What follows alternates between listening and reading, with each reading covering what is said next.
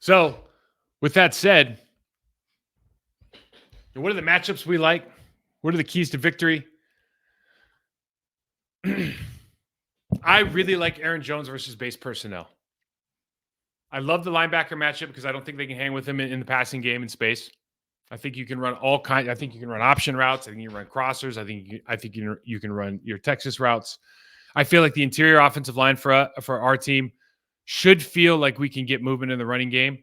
If you just take, we've been running that formula as well, where you're either leading with the tight end across the ball, or you even line them up and you just let them slip on the defensive end. The big key is you can't allow their best players to make plays. So put two guys on them. They're going to lead up to a safety. The way that they are, until the Chargers start shooting the gaps with the safeties and choosing holes and forcing one-on-one blocks, take advantage of it. If they start doing it, you have to have a correction. You run some more toss crack stuff. You run some gap stuff. Fine. But until they do, dude, zone this aggressive, running off the ball, middle zone.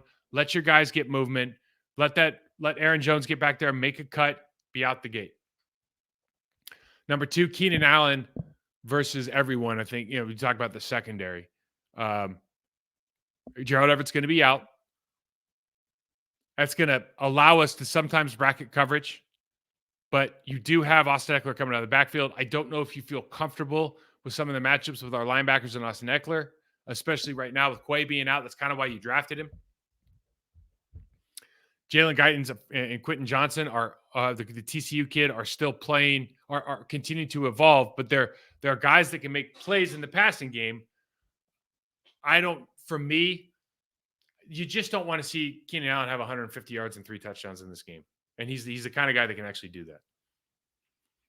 Number 3 matchup, Packers defensive line versus Will Clapp. Right? You really their interior offensive line. But when I look at the game, I go, that's the guy. I think Zion Johnson's good. I think the right guard is serviceable, certainly. Will Clapp plays a little bit high, turns a little bit I think if you put somebody over him and make him move, I think you're the pick stuff. I think you're just going to feel good about it. I don't know how good he is at getting movement. A lot of shuffling in that interior offensive line, so you don't expect them to actually move humans off the ball at a very high clip. They're not going to they're only run the ball about 40% of the time, right? The thing is, we don't score a lot of points, so they're not necessarily going to be in this situation where it's like, man, we got to get 5 wide again, start going. So Kellen Moore might not get to that until the second half. We don't know. But if they do run the ball, it's actually to our advantage. And then when they do get in passing situations, you want to get Justin Herbert on his back foot. So up the middle pressure. Don't give him pass. Don't give away rush lanes.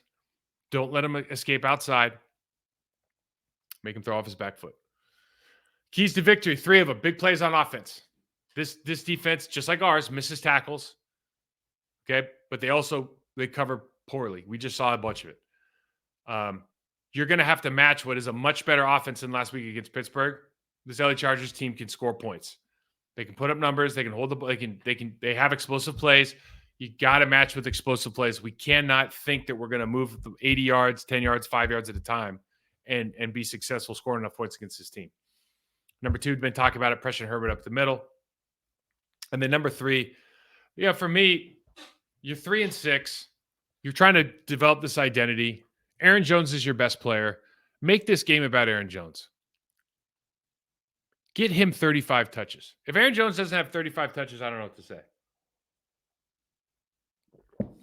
If he's healthy enough to get 35 touches, passing and running, screen game, just feature him. Force them to bring down the coverage and give our fast players, Musgrave, Watson, depending on matchups, give them opportunities to be successful in the passing game, where they have space to run into.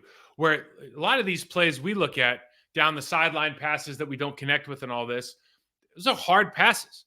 You look at some of the passes we just showed on both sides, and it's like you're throwing into 40 yards of space. You just don't get a lot of that with Green Bay, and a part of it is because you're not utilizing the underneath passing game with your running back like Aaron Jones. That's forcing the difference in space between the linebackers and the safeties, between like a safety coming up on an in route and then you're running over the top of that one. Like you don't have those combinations, or at least we're not hitting those combinations enough to really throw fear in the heart of these defenses. The last few opponents, I think, I'm going to get into some listener questions here. The last few opponents offensively have included wrinkles from prior weeks to confuse the Packers defense. So running different stuff out of the bunch look, some of the way they release on the play action passes, the Steelers last week, the bunch and the play action pass releases. You put something on film, and then you take that thing and you change the outcome. Like, in other words, I could go from green right tight right now, and I could run stutter, lead, weak lead, power, toss crack, outside zone weak, all the passing combinations. But my point is, I could line up in the exact same place and give you all these different outcomes. And too much, oftentimes you look at teams now, and it's about, we're trying to repackage the final play. Like, in other words, we want to run double scissors, and we want to get 4 different formations of personnel so nobody will know what we're doing. And that's part of the game, and it's super important, okay? Because if you know the scheme, if you line up in one formation with one personnel group every time, 2x2, and you're running double scissors every time, it's going to be too easy to defend. I get that. I think this is the part of the ball that, as an organization, you have to think a little bit further and start going, let's create multiple options from the same look. Lead, gap, toss crack, split flow, weak side run. You can all run that from a single look. And that's what teams are doing to us a little bit. And that's what you'd like to see. And listen, every team does this a little bit. I'm just telling you from a player's perspective, that's one of the most frustrating things, is when you keep seeing the same formation or look and you have no idea what they're going to do this time. You have no idea. So let's get that idea moving a little bit, I think, as we go forward. Now, I have a couple listener questions. I actually have a lot of them. I'll get to as many as I can here. What goes into the first 15 plays? We talked about this real briefly on another show. I think we might have talked about it here, but basically, first 15 plays, things you want to show for later. What personnel groupings and schemes and fronts, formations, rotations are they going to do based on what you do? So if I go into 11 personnel and I've got, 87's not my X, he's going to be my Z receiver, or, I move guys around. I start motioning people over the ball. What are they doing in the back end? How are they rotating? Are they playing zone to that? Are they playing man to that? Are they going to match up with dime? Are they going to match up with nickel? If we go into 12 personnel, they're going to play base. Are they going to play in their base defense? Like, you're trying to get that information, but you're also trying to run stuff that you know is going to work because you want to strike early. So you're trying to run stuff. You're trying to run plays that you know that your players already know they're going to be run, and you can execute at a high level. So there should be no questions about what you're going to do at every position. Like, I'm playing X receiver on play. This is my route. This is my check. This is my hot. This is the audible. I know everything cold because I got it the night before.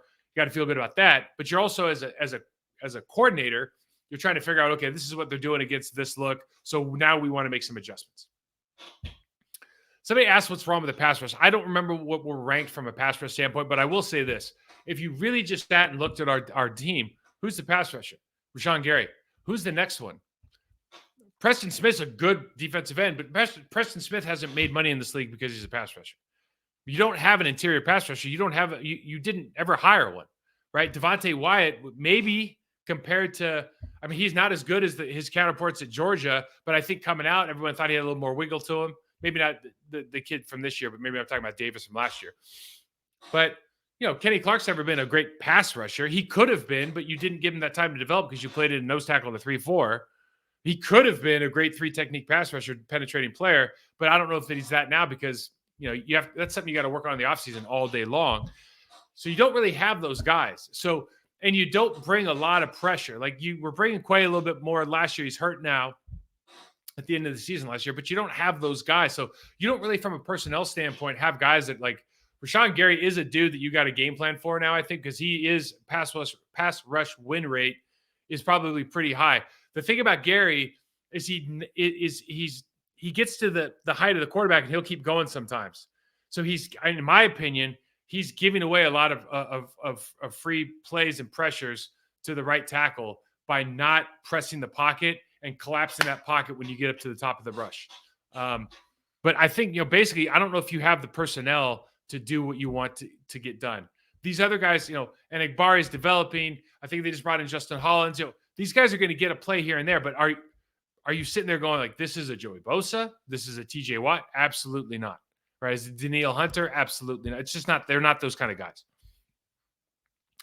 My good friend Paul Swatzel asked, can Chargers win with Staley as coach? Paul, they're favored by 3 or 3.5, 3 points. And listen, Staley's in the hot seat for a reason. It's inexplicable that a team that's run by a defensive head coach is that bad on defense. And they have been, I think, for the last couple of years. And they've got some real dogs on that team.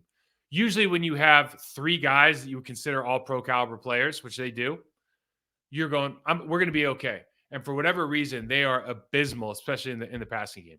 So can they win this week?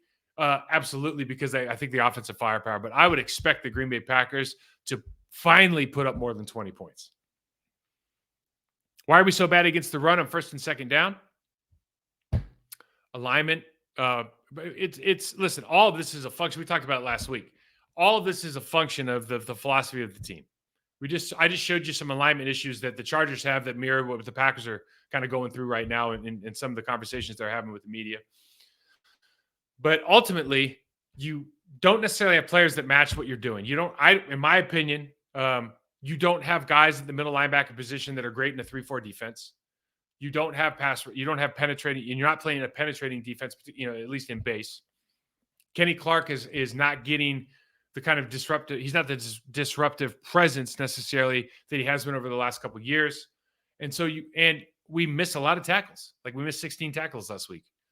If you want to be bad at something, that's a pretty good formula.